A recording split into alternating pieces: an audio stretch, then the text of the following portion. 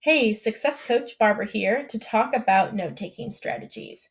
I often hear from new students that it's been a while since they've needed to take notes, or maybe they never had an effective note taking strategy in high school.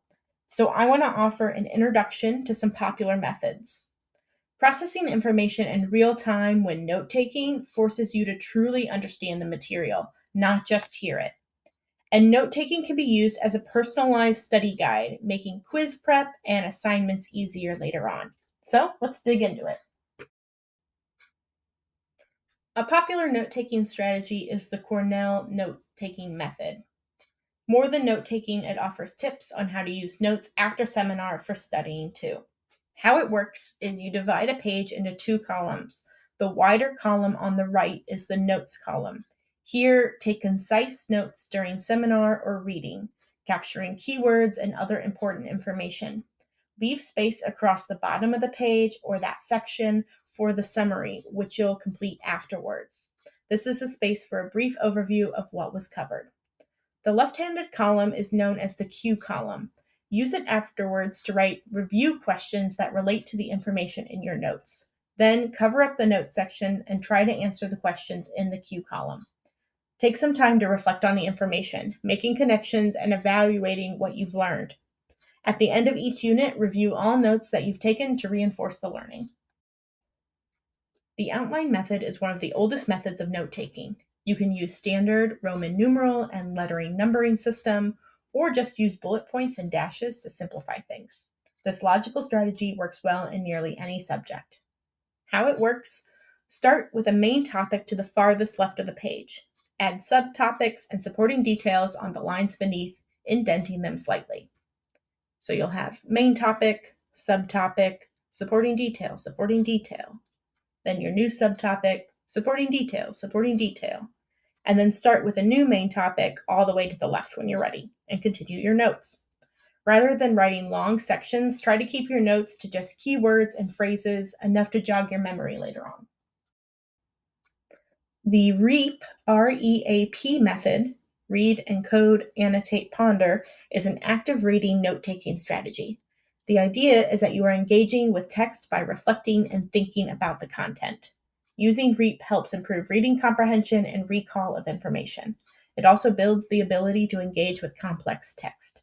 So, how this works is you're going to read the text, then encode or write the main ideas of the text in your own words.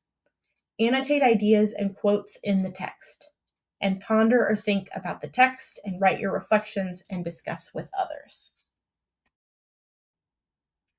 Similar to REAP, paragraph shrinking is a way to condense and take notes on what you read.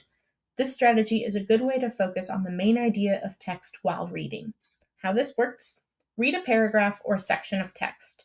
Then write the main topic or event in that section in the margin or on a separate page. Then shrink the paragraph further by stating the main idea in 10 words or less. Next is the charting method. When you need to organize, compare and contrast, or categorize, the charting method really comes in handy. It's simple, it's easy, it works well digitally or when taking notes by hand. How this one works: you're going to draw lines to divide the page into columns and rows. Write headers on the columns and the rows if necessary. As you take notes, put the information into the appropriate place on the chart. It is that simple. The boxing method can be helpful if you have trouble keeping things organized, including your thoughts when taking notes. Each box contains a complete concept, idea, or category. Adding extra colors with pens or highlighters makes it even better. Boxing is a fairly new note taking strategy, one that's gained popularity among college students who take notes on digital devices, but it also works well with handwritten notes. So, how this works: start a box on the page, but don't draw the fourth line on the bottom. Take your notes inside that box, keeping everything relating to this one idea or concept together. When you finish with that section, draw the final line to close the box, then begin a new one. If you're using a tablet or a laptop, you can draw a text box, which will automatically resize as you work. Some general tips for note taking, regardless of which method you choose. Listen for signals, transition words, repeated phrases, shifts in tone from your faculty are ways of flagging what is going to matter the most. Use your own words. Paraphrase rather than transcribe is going to force your brain to process and remember the material more effectively. And be selective. Chase main ideas, key subpoints, not word for word transcription. You're looking for quality over quantity with your note taking. And then review regularly. The best notes are revisited. These are quick 10-minute reviews 24 hours after your seminar or after the reading is going to boost retention. One size does not fit all. When it comes to note taking or time management strategies, it's all about finding what works best for you.